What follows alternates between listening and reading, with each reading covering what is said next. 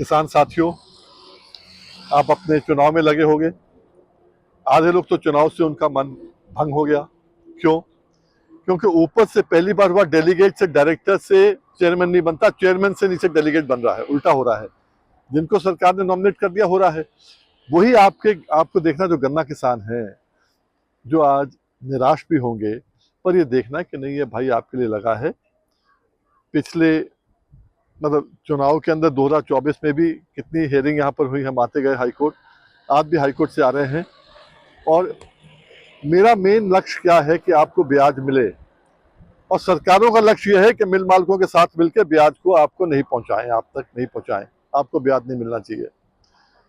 इसी कड़ी में आपको याद होगा 2014 में जो अभी न्यायाधीश हैं, मुख्य न्यायाधीश हैं हिंदुस्तान के, चंद्रचूड़ साहब ने आदेश दिया जिसके तहत 2012-13, 13-14, 14-15 के तहत लगभग 2000 करोड़ आपको मिलना था। पर आज कितने साल हो गए, लगभग 10 साल हो गए, नहीं मिला। उसकी लड़ाई फिर लड़ रहे हैं और मालिक चाहेगा आपको पैसा मिलेगा। बीच में जब इनने कहा, पहले तो पुरानी सरकार ने, अखिलेश की सरकार ने, उनने मना कर दिया, माफ कर दिया कि नहीं, मिल मालिकों के पास पैसा नहीं दे सकते। नतीजा क्या हुआ? ये 2-2, 3-3 साल बाद देना इनने चालू कर दिया। पहले भी देते थे, बाद में भी चालू कर दिया। जब तक इनके ऊपर रोक नहीं लगेगी, जब तक ब्याज का डंडा नहीं होगा, तब तक कुछ काम नहीं चलने वाला नहीं है।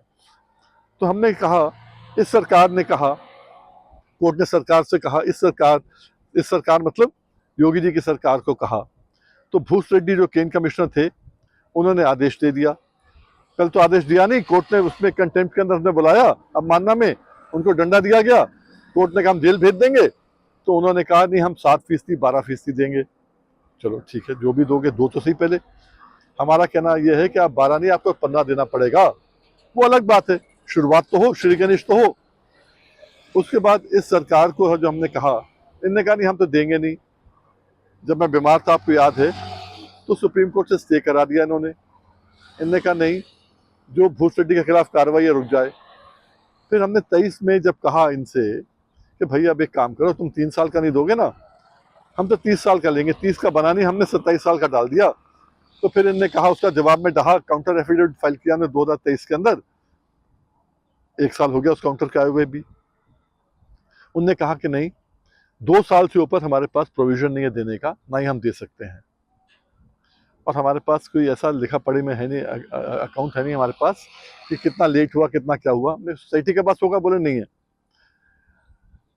और ये भी उन्होंने लिख दिया कि भूस रेड्डी ने भी इसको माफ कर दिया। सारे दस्तावेज हमारे पास हमने कोर्ट में लगा दिए। हमने कहा झूठ बोल रही है सरकार, बाहर कुछ और बोलती है, अंदर कुछ और बोलती है कोर्ट के अंदर। फिर इनका जवाब आ गया कि नहीं, हमसे गलती हो गई, उसने माफ नहीं किया था। अरे माफ नहीं किया, दे दो, वो भी देने की बात नहीं कर रहे अभी।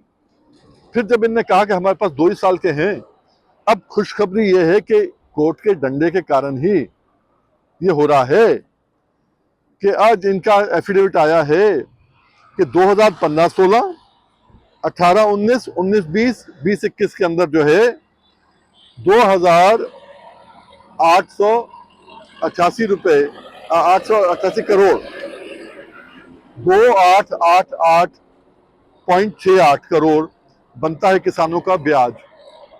2000 पहले था, ये अब है, और 27 साल का इनको देना पड़ेगा। आप बेफिक्र रहिए, बकरी की माँ कब तक खैर मनाएगी। आज कोर्ट ने इनसे कहा है कि ये 4 साल का आप बता रहे हो, 4 साल का तो दे दो भाई। तो उन्होंने फिर कहा है, सरकार ने कहा है कि जी हमको देखना पड़ेगा। तो कोर्ट ने कहा देखो, अगर इनका तुम्हारे हिसाब से बनता है, इतना बनता है, तो इनकी आरसी काटो, किसानों तक पैसा पहुंचाने की बात करो। हो सकता है कि जो दिवाली आपकी अच्छी मन जाए, ये पैसा आपके घरों में आ जाए, हो सकता है। कोशिश मेरी बरकरार है, आप भी संघर्ष करते रहिए और इकट्ठा मिलके किसान को, गन्ना किसान को जागृत कर लो। अरे गन्ना किसान कितना बड़ा है, अगर 50 लाख परिवार गन्ना सप्लाई करता है सोसाइटी के माध्यम से मिलों को, और 20-25 लाख परिवार देता है कोल्हू क्रशर को, जिनके पास सट्टा नहीं होता।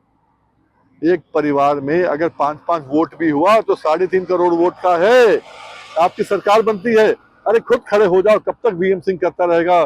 पीछे बीमार थे तो आपकी दुआ से मैं फिर वापस आ गया, वही संघर्ष कर रहा हूँ एमएसपी का और आपके ब्याज का, यही करता रहूंगा।